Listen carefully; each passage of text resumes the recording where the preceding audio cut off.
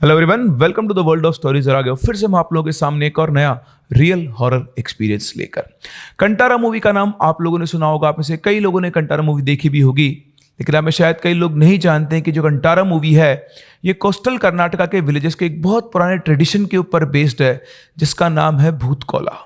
हमारा आज का जो इंसिडेंट है हमसे शेयर किया है अनिल एम कुमार ने, जो कि कर्नाटका के ही इन कोस्टल एरियाज के एक विलेज के अंदर इनकी पूरी फैमिली रहती है।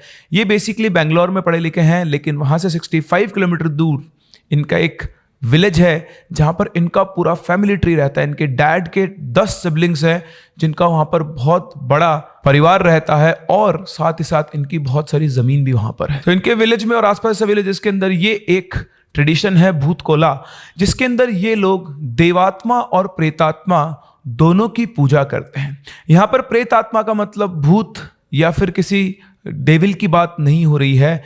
ये दो तरह के आप फॉर्म्स मान के चलते हैं भगवान के ही। ये दोनों एक साथ एग्जिस्ट करते हैं और इनकी मान्यताओं के हिसाब से ये इनके घर, इनकी जमीन और इनके गांव की रक्षा करते हैं। तो एक कहानी में आगे बढ़ते हैं उससे पहले अगर आपके पास भी ऐसी कोई रियल स्टोरी हो, हॉरर एक्सपीरियंस हो, तो आप मेरे साथ शेयर कर सकते हैं मेरी Gmail ID which is princeofchemistry22@gmail.com पर, या फिर आप हमारे इंस्टा हैंडल्स पर भी हमसे डायरेक्टली कनेक्ट कर सकते हैं। तो एक कहानी में आगे बढ़ते हैं। इनकी मान्यताओं के हिसाब से इनके यहाँ पर देवात्मा और प्रेतात्मा दोनों एक साथ एग्जिस्ट करते हैं।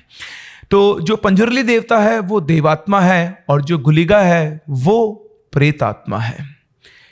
इनके ट्रेडिशन के हिसाब से देवात्मा, अगर एक बार आप देवात्मा को नाराज भी कर दो तो भी वो आपको माफ कर देगी, लेकिन अगर आपने गलती से गुल्लिगा को नाराज कर दिया तो वो एक बहुत ही फेरोशियस स्पिरिट है और वो आपको ऑन द स्पॉट पनिशमेंट देने से नहीं चूकेगी।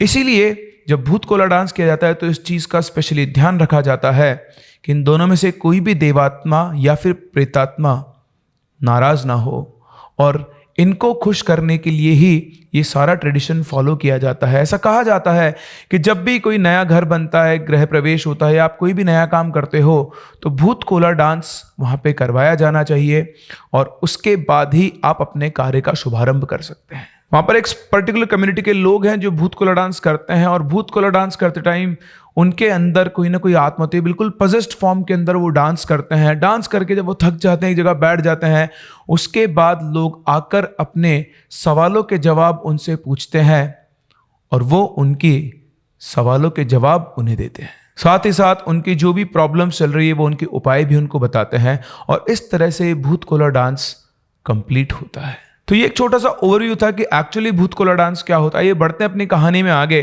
तो जो अनिल की फैमिली है वो बेसिकली कोस्टल एरिया में रहती थी। इस तरह से उनको एक बहुत बड़ा, मतलब आसपास जो थे इनके रिश्तेदारों की ज़मीनें थी, और यहाँ ज़मीनें नहीं बोल के आप इन्हें हिल्स बोल सकते हैं। तो एक हिल से दूसरे हिल के बीच में जो भी एरिया पड़ता था वो किसी एक फैमिली को बिलोंग करता था। इनके दादाजी के घर से करीबन 1 किलोमीटर लेफ्ट और राइट दोनों तरफ कोई घर नहीं था। जो अगला नेबरिंग घर था वो इन्हीं के चाचा का घर था। तो ये बच्चे आपस में खेलने के लिए, आने जाने के लिए इनको करीबन 1 किलोमीटर के आसपास का एरिया कवर करना पड़ता था जब भी वो एक घर से दूसरे घर के अंदर जाया करते थे। तो ये सारी बातें हैं 91-92 की, जब अनिल की एज करीबन 10 साल के आसपास रही होगी। तो एक दिन अनिल रात, मतलब दिन के टाइम पर अपने जो चाचा थे उनके घर पे गया, जो कि उसको 1 किलोमीटर चल के फॉरेस्ट के थ्रू जाना पड़ता था। खेलते खेलते उसे पता नहीं लगा कब शाम हो गई, और ऐसे एरिया में आप जानते हो कि अंधेरा थोड़ा जल्दी होता है। तो उसे रियलाइज़ हुआ कि अंधेरा हो चुका, उसको घर वापस जाना पड़ेगा। तो उसके जो कजिन्स थे उन्होंने उसको टीज किया कि तू डरपोक है, तू अकेला घर नहीं जा सकता है। उन सबके सामने प्रूव करने के लिए अनिल ने डिसाइड किया कि वो अकेला चलकर फॉरेस्ट के थ्रू अपने घर जाएगा। तो उसने चलना शुरू किया और अंधेरे के अंदर वो फॉरेस्ट के अंदर चला जा रहा था। दिन के टाइम वो अपने घर के रास्ते को बहुत अच्छे समझता था, लेकिन अंधेरा होने के बाद उसे रास्ता समझ में नहीं आ रहा था। वो उसी जंगल के अंदर कहीं खोसा गया था, बट फिर भी वो एक डायरेक्शन चले जा रहा था। चलते चलते अचानक से उसे अपने सामने एक गोल्डन कलर की लाइट दिखाई दी। वो कोई किसी तरह की लाइट नहीं थी, वो एक हवा में फ्लोट कर रही रोशनी थी। उस रोशनी को देखकर वो उसकी तरफ बढ़ने लगा। जैसे उसकी तरफ बढ़ते जा रहा था वो रोशनी उससे दूर जाती जा रही थी। एक सर्टन गैप बनाकर वो रोशनी आगे चलती जा रही थी, और अनिल उसको बस फॉलो कर रहा था। फॉलो करते करते अचानक से उसे अपने घर के बाहर जलती हुई लाइट दिखाई दी, जो रोशनी जला के रखते हैं ना, लाइक कैंडल्स हो गई या दी हो गए या मशाल हो गई, इस तरह के। उस टाइम पर वहाँ पर इतनी इलेक्ट्रिसिटी नहीं हुआ करती थी। तो उसको जैसे देखा उसको थोड़ी फेमिलियर आवाज़ सुनाई आने लगी, उसने वापस घूम के देखा तो वो रोशनी आसपास कहीं नहीं थी। वो भागता अपने घर पर गया और घर पर जाने के बाद घर वालों को उसने बताया कैसे वो जंगल के थ्रू आया। तो घर वालों से बहुत डांटा कि तुम्हें शाम को इस टाइम अकेले नहीं आना चाहिए था, जंगल में जानवर होते हैं वगैरह वगैरह। ये अपनी दादी के बहुत क्लोज था। तो खाना खाने के बाद जब अपनी दादी के साथ सोने गया तो उसने अपनी दादी को बताया किस तरह से उसे जंगल में एक रोशनी दिखाई दी जो उसे घर तक छोड़ के गई। तो उसके दादी ने बताया कि वो वर्थे पंजरली थी, बेसिकली जिसकी वर्थे इस बड़ी सिस्टर बोलते हैं, जो जिनकी वो पूजा करते हैं और वो उनके परिवार को प्रोटेक्ट करती है, और जंगल में उसे वही वहां से अपने घर तक छोड़कर गई। Now if we come to the main incident जो कि 1992 में हुआ, जब अनिल 11 साल का था। इनके जो दादाजी थे उन्होंने छोटा घर था पहले, उस घर को वापस से रिनोवेट करके बड़ा घर बनवाया, जिसमें उनके घर के सामने करीबन 1200 स्क्वायर मीटर के आसपास का बहुत बड़ा लॉन उन्होंने बनवाया। ज़मीन उनकी बहुत सारी थी तो ऐसा कोई इशू था नहीं। तो घर बना, गृह प्रवेश की पूजा की तैयारी की गई, सारे परिवार को घर पे बुलाया गया और अरेंज किया गया भूत कोला डांस, ताकि घर के अंदर प्रवेश किया जा सके। तो जो भूत कोला डांस है रात को स्टार्ट किया था, करीबन रात के 2 बजे तक ये चलता है। इनका जो ट्रेडिशन है वो ये कहता है कि जब तक भूत कोला डांस खत्म नहीं होता तब तक इस घर के अंदर घर का कोई भी मेंबर एंटर नहीं कर सकता है। पहले देवात्मा और प्रेतात्मा इस घर के अंदर एंटर करेंगी, वो उसको ब्लेस करेंगी, उसके बाद ये घर वालों के रहने के लिए हमेशा के लिए सेफ हो जाएगा। तो सभी परिवार वालों को बुलाया गया, सबको बताया गया कि भाई आज के दिन इस दिन भूत कोला डांस होने वाला है। लेकिन इसी परिवार में अनिल का एक कजिन था जिसका नाम था विशाल। विशाल ने बीएससी की हुई थी नर्सिंग किसी कॉलेज से, और वो इन सब चीज़ों को नहीं मानता था। वो साफ खुला बोलता था कि ये सब सुपरस्टिशन है, आप लोग इन चीज़ों के अंदर विश्वास करते हो और इसीलिए इंडिया कभी आगे नहीं बढ़ पाया। सब लोगों ने समझाया कि हमारा ट्रेडिशन है, इसका मजाक नहीं उड़ाते हैं। विशाल इन चीज़ों को नहीं मानता था और वो इन चीज़ों का मजाक उड़ाया करता था। खैर, जो दिन था गृह प्रवेश का वो आया। रात के समय भूत कोला डांस अरेंज किया गया और वो जो पर्टिकुलर जाति के लोग थे जो इस डांस को करते हैं वो लोग सब वहाँ आ चुके थे। ऑलमोस्ट पूरा गांव वहाँ पर इकट्ठा हो चुका था और भूत कोला डांस शुरू हुआ। सभी लोग भूत कोला डांस देख रहे थे। देखने का ये बड़ा ही मंजर था, आप खो से जाओगे इसके अंदर। अगर आप एक अच्छा भूत कोला डांस देखते हैं, आप ट्राई भी कर सकते हैं यूट्यूब के ऊपर भी। सो भूत कोला डांस चल रहा था, सभी लोग भूत कोला डांस देख रहे थे, जो एटमॉस्फेयर था उसको एंजॉय भी कर रहे थे। लेकिन इसी सारे प्रोसेस के दौरान बिना किसी के पता हुए जो विशाल था वो घर के अंदर जाके सो चुका था। ये चीज़ किसी को पता नहीं थी, जबकि पहले सबको बताया चुका था कि घर के अंदर जाना अलाउड नहीं है।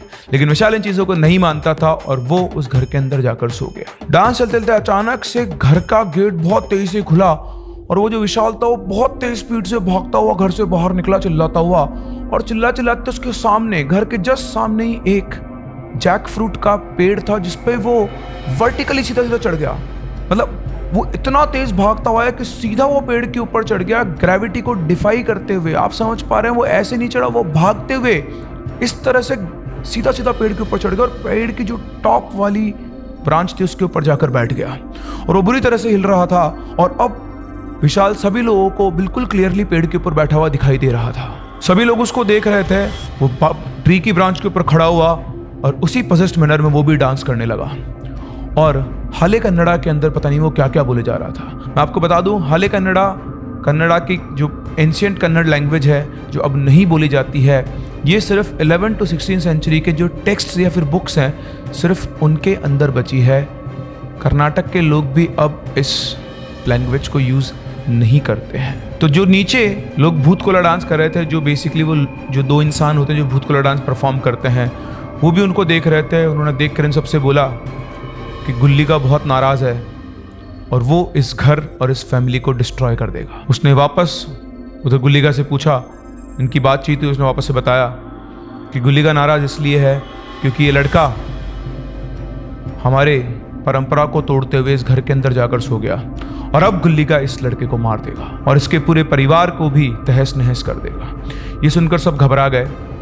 तो ये जो डांसर था जो परफॉर्म कर रहा था इस पूरे रिचुअल को, उसने वापस से गुल्लिका से बात की। उसने प्रार्थना की, सभी लोग हाथ जोड़ के वहाँ पे खड़े हो गए। इसने गुल्लिका से प्रार्थना की कि ये छोटा बच्चा है, इससे गलती हो गई है, इसे आप क्षमा कर दें। आप बताइए हम आपको खुश करने के लिए क्या कर सकते हैं, आप जो कहेंगे हम वो करेंगे, आप इस बच्चे को छोड़ दीजिए। तो वहाँ से गुल्लिका ने जवाब दिया कि मैं तुम सबको माफ़ कर दूंगा अगर तुम मेरी ये इच्छाएं पूरी करोगे। तो उन सभी ने बोला कि आप बताइए क्या करना है। तो उन्होंने अपनी लिस्ट बताई कि मुझे एक गिरिजा रूस्टर चाहिए, मतलब ये मुर्गा, 100 कप चाय और कॉपर की एक बाल्टी, मतलब तांबे की बाल्टी के अंदर चावल। वो जो तांबे की बाल्टी की साइज हुआ करती थी वहाँ पर उस गांव के अंदर, उसमें एक बार में 30 किलो के आसपास चावल आया करते थे। फटाफट सभी ने बोला कि हम आपकी इस इच्छा को अभी के अभी पूरा करेंगे। तो गांव के अंदर जाकर ये मुर्गा मंगवाया गया, चाय बनाई गई और राइस पकाए गए और उनके सामने इन सबको रखा गया। जैसे ये सब रखा गया, वो उस 20 फीट ऊंचे पेड़ से सीधा कूद के नीचे आया। अगर कोई नॉर्मल इंसान इतने ऊंचे पेड़ से कूदे तो शायद उसका पैर टूट जाए या फिर एक बार नीचे तो गिरेगा। वो ऐसे कैसे जमीन पे आके खड़ा हो गया। उस मुर्गे को उसने पकड़ा, उसकी गर्दन तोड़ी और सीधा उसको उठा के सारा ब्लड अपने मुंह में उसका पी गया। ये देख के सब बुरी तरह दहशत में आ गए। उसने उसको फेंका। उसके बाद जो 100 कप चाय थी उसके लिए कुछ भी नहीं थी, फटाफट गरम गरम चाय को खत्म कर दिया। फिर उसके बाद जो केले के पत्ते होते हैं उनके ऊपर बिछा के 6 पत्तों को ज्वाइन किया गया, उनके ऊपर राइस को रखा गया, भर दिया गया एक माउंटेन के ढेर की तरह, और वो उनको दोनों हाथों से खाने लगा और 3 मिनट के अंदर उसने वो सारे राइस खत्म कर दिए।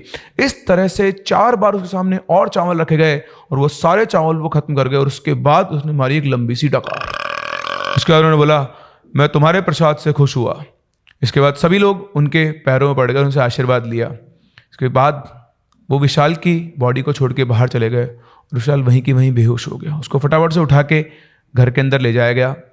सुबह जब वो उठा तो उसे कुछ भी याद नहीं था और जब उसको बताया गया इस चीज़ तो वो इस चीज़ को मानने को तैयार नहीं था। लेकिन जब इतने लोगों ने मिलकर उसे बात बताई, समझाई, तब जाके उसे कहीं विश्वास हुआ और आज वो भी उस ट्रेडिशन को बहुत अच्छे से मानता है। तो एक्चुअली ये जो मूवी है ये हाइपोथेटिकल नहीं है, ये वाकई में एक ट्रेडिशन है जो इन गाँवों के अंदर फॉलो होता है। और अनिल ने हमारे साथ शेयर किया ये एक्सपीरियंस जो उन्होंने अपनी आंखों से देखा हुआ है। हो सकता है आपको, मुझे, हमें से कई लोगों को इस पर विश्वास ना हो, लेकिन मैं हमेशा कहता हूं जो लोग देखते हैं, जो लोग जानते हैं, जिनके साथ हुआ है, वही इन चीज़ों को मानते हैं और दूसरों को बता सकते हैं। तो ये था भूत कोला डांस का फर्स्ट हैंड एक्सपीरियंस जो कि अनिल ने हमारे साथ शेयर किया। आई नो स्टोरी के अंदर आपको डर तो नहीं लगा होगा, लेकिन एक्सपीरियंस को सुनकर आपको मजा जरूर आया होगा और आपको कुछ ना कुछ नया सीखने को जरूर मिला होगा। मुझे कमेंट सेक्शन के अंदर जरूर बताएं आप क्या सोचते हैं इस भूत कोला डांस के बारे में। और हम मिलते हैं अपने अगली कहानी में। तब तक के लिए keep loving and keep listening.